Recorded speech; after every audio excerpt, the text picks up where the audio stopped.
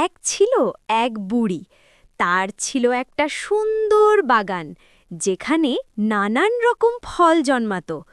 বুড়ি হাসি মুখে কাজ করতে করতে বলল, কিন্তু এক রাতে এক চালাক শিয়াল বাগানে এসে হাজির হল।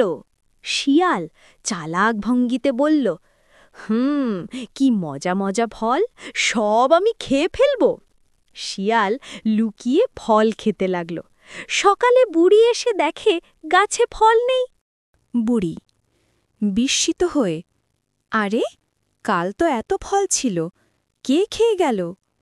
দৃশ্য ৪। বুড়ি চালাকি করে এক ফাঁদ বানাল। সে একটা বড় ঝুড়িতে ফল রেখে দিল আর ঝুড়ির ভেতর দড়ি লাগিয়ে রাখল।